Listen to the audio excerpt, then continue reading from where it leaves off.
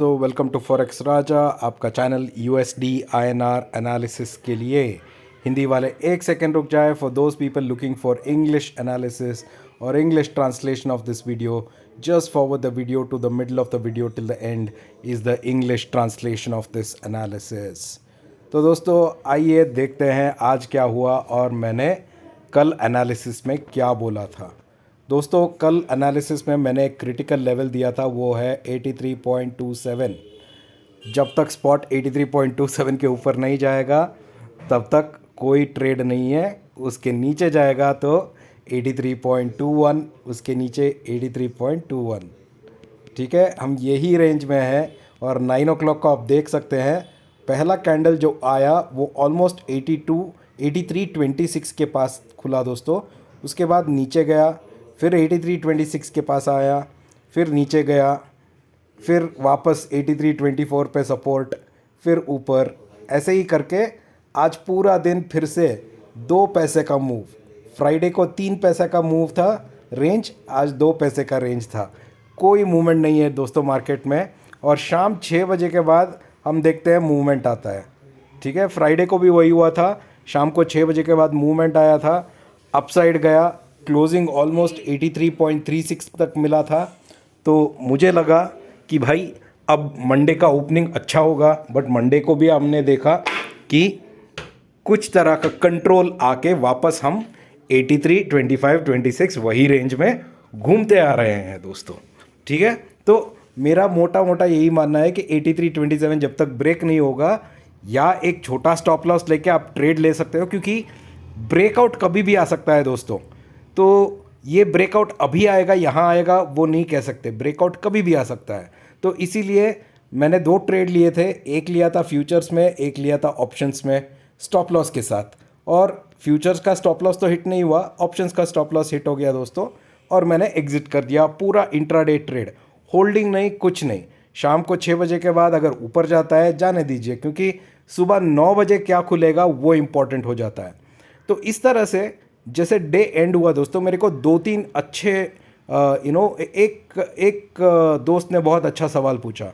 उन्होंने पूछा कि देखिए सुनील जी, आप तो बोल रहे हैं इंट्राडे ट्रेड होल्ड मत करो बोल रहे हो, अगर रात को ऊपर चला गया सडनली, क्योंकि हम सपोर्ट के रेसिस्टेंस के बहुत करीब है, 83.27 के बहुत करीब है ब्रेकआउट होने का, और लास्ट 40 दिनों में खाली कंसोलिडेशन हुआ है, तो होल्ड क्यों ना करे पोजीशन?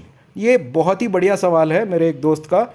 तो मैं ये बोलना चाहता हूँ, देखो मानता हूँ कि स्पॉट 83.27 के इर्द गिर्द आसपास ही घूम रहा है दोस्तों। ठीक है, ब्रेकआउट कभी भी आ सकता है, और ये मॉर्निंग का ओपनिंग भी बहुत बड़ा हो सकता है, कभी भी कोई भी न्यूज़ आ सकता है शाम को। ठीक है, बट इसमें 2 टाइप के ट्रेडर्स होते हैं। एक वो होते हैं जो रिस्क नहीं लेना चाहते, उनको इंट्राडे ट्रेड लेना चाहिए, एग्जिट कर लेना चाहिए, अगले दिन नया पोजीशन पकड़ना चाहिए। दूसरे वो होते हैं जो रिस्क लेने वाले हैं, जिनको अगर सुबह उठे मूवमेंट नहीं हुआ और प्रीमियम अगर उनका गिर गया है, तो वो प्रीमियम गिरा हुआ लॉस लेने का ताकत जो रखने वाले हैं। ये 2 टाइप बनते हैं। तो जब 5 बजने के लिए 5 मिनट होता है दोस्तों, तो आपको डिसाइड करना चाहिए कि आपको इंट्राडे में एग्जिट कर लेना चाहिए या अपने पोजीशन को अगले दिन को होल्ड करना चाहिए। ये आपको डिसाइड करना चाहिए, क्योंकि लॉस आपके हाथ में है। तो अगर कोई सेफ ट्रेडर्स होते हैं जिनको लॉस नहीं लेना या टेंशन नहीं लेना, उनको सिर्फ इंट्राडे करके निकल जाना चाहिए। छोटा लॉस हो चलेगा, एटलीस्ट कैपिटल तो बचाए अगले दिन ट्रेड करने के लिए ना।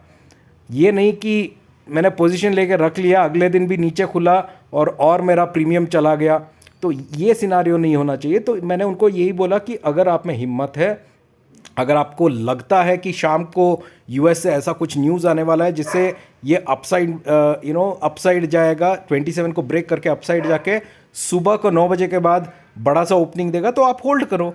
अगर आपको कॉन्फिडेंस नहीं है और आपको लग रहा है कि नया ट्रेड ही ले लें, तो एग्जिट करके फ्रेश ट्रेड लो। यही मैंने एडवाइस दिया दोस्तों। समझ गए होंगे ये एडवाइस मैंने क्यों दिया है, और ये कॉन्टेक्स्ट में इस वीडियो को मैं क्यों लेके आया हूँ, क्योंकि आप में से बहुत लोग ऐसे भी होंगे जिनको कन्फ्यूजन होता है कि मैं क्या करूँ बोल के। तो वो एक इम्पॉर्टेंट थिंग है जो मैं आपको बोलना चाहता हूँ दोस्तों। दूसरी एक इम्पॉर्टेंट क्वेश्चन जो मुझे आज आया था वो था, सर इतना दिन मैं पी पोजीशन होल्ड कर रहा था, उसमें मेरा लॉस हो गया, मैं अभी सी होल्ड करूं क्या? बोल के किसी ने पूछा। और उसी टाइम के इर्द गिर्द एक और मेरे दोस्त थे, उन्होंने पूछा मैं बहुत दिन से सी होल्ड कर रहा हूँ सर, बट उसमें प्रॉफिट नहीं हो रहा है, ट्रेंड फ्लैट है, तो मैं पी होल्ड करूँ क्या? तो जो पी होल्ड करने वाले थे उनके मन में अब आ रहा है कि थॉट कि यार ये तो नीचे ही नहीं जा रहा है तो ऊपर ही जाएगा। और जो सी होल्ड कर रहे हैं, मतलब 83.25 का सी हो या 83.37 का सी हो, सी होल्ड करके लास्ट 2-3 हफ्ते से जिनको कोई प्रॉफिट नहीं आ रहा है, वो सोच रहे हैं क्या मैं 83.25 पी होल्ड करूं। वो भी एक कन्फ्यूजन चल रही है बहुत सारे लोगों के मन में। मैं ये बात बोलता हूं दोस्तों, आप ये चार्ट देखिए यहाँ पे और इसे देख के डिसाइड कीजिए। जो चलिए मैं वन डे के चार्ट पे जाता हूँ, ठीक है? ये हमारा वन डे का चार्ट है, ठीक है दोस्तों।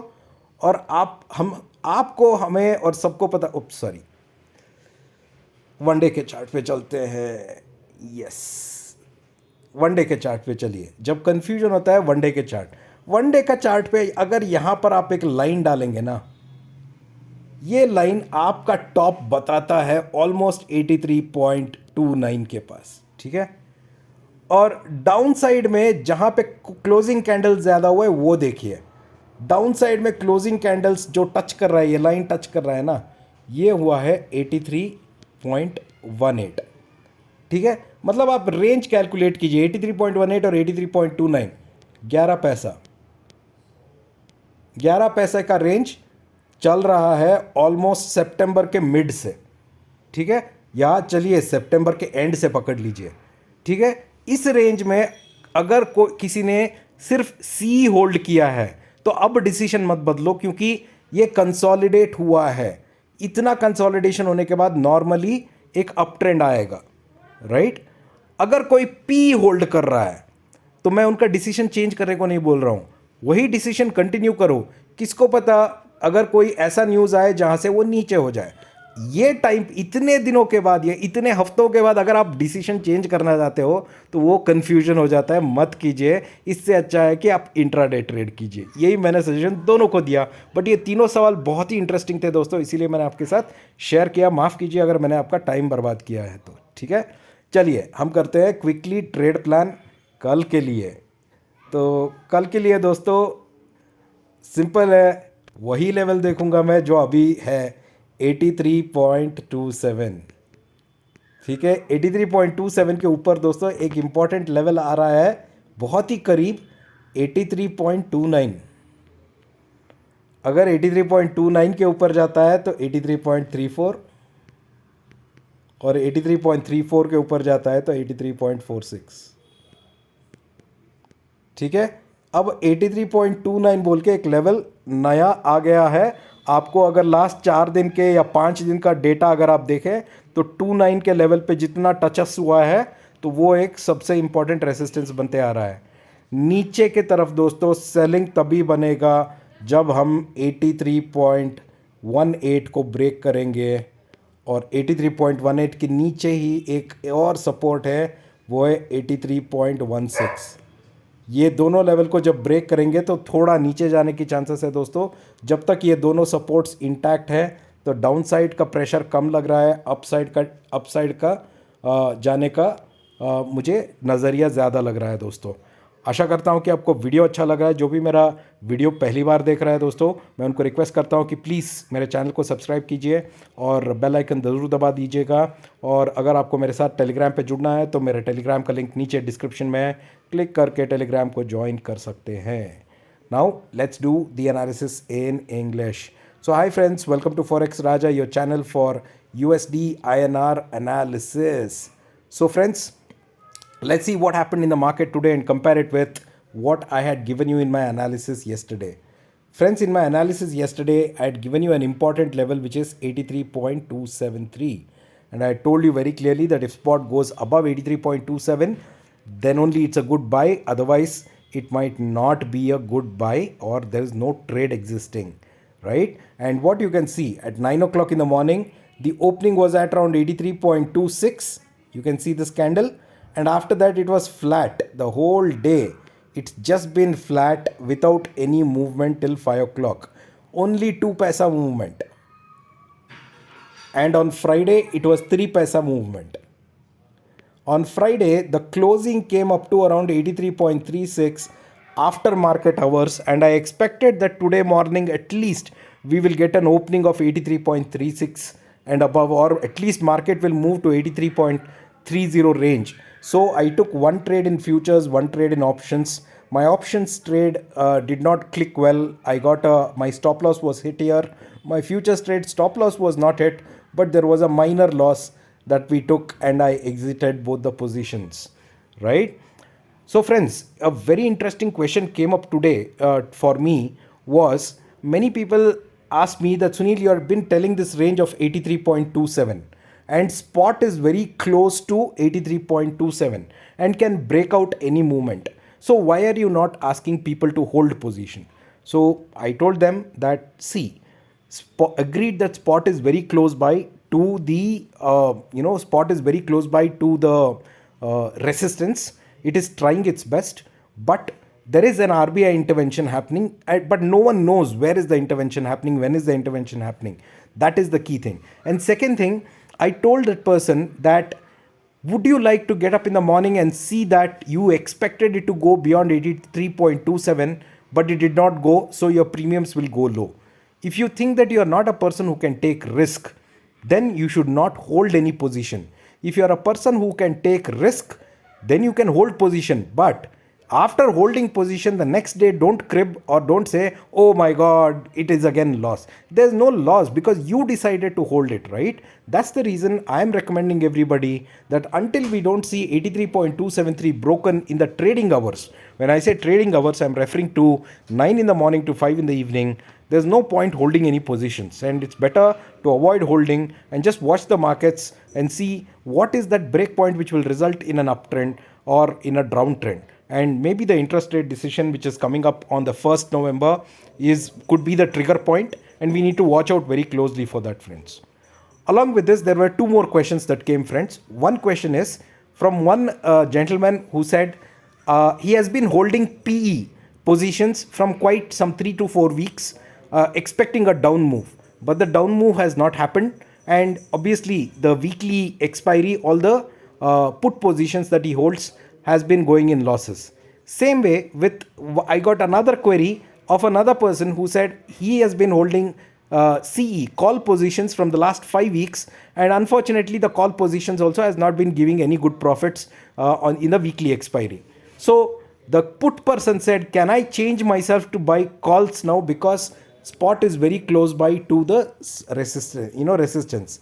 At the same time, the C person also said, can I buy put positions here because the resistance is not being broken, right? So my answer to both of them was very clear.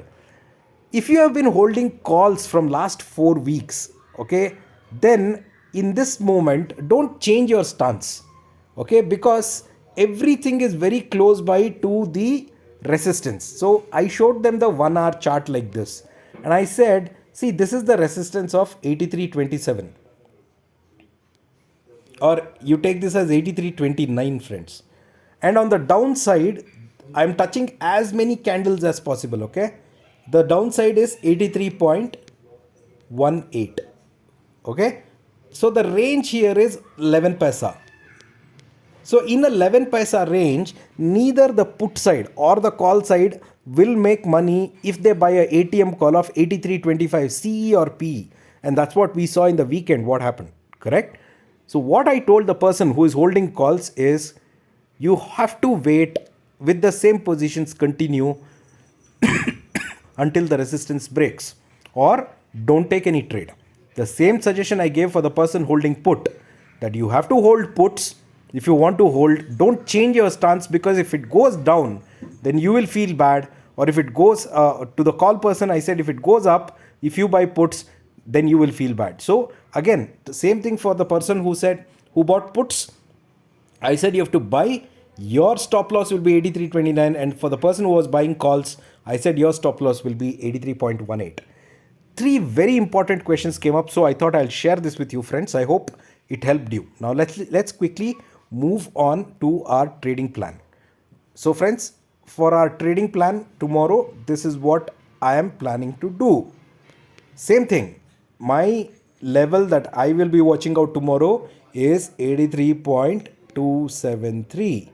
Above 83.27, friends, there's another important resistance that has formed, which is 83.29. Once spot goes above 83.29, a little bit of buying should come in and kick the spot to 83.34, and above 83.34, friends, I expect spot to go to 83.46. Same thing, nothing changes. The range still remains the same because there is no movement at all. I I will be on the selling side, or I might look for selling only when spot goes below 83.18. That will give me the trigger. Below 83.18, friends, there's one more level which is 83.16. Breaking 83.16 will confirm a move at least till 83. So at that scenario, a good sell would be advised. Between these levels, don't do any trade until either it breaks on the upside or on the downside, friends. Okay. So I hope you like my analysis, friends. For all those people watching my video for the first time, I request you to please subscribe to my channel, press the bell icon. And for those people who want to join me on Telegram, the link is right below in the description. Click on that and join me as I give updates in Telegram during trading hours. Thank you so much, friends. We'll see you in the market tomorrow. Take care. Bye-bye.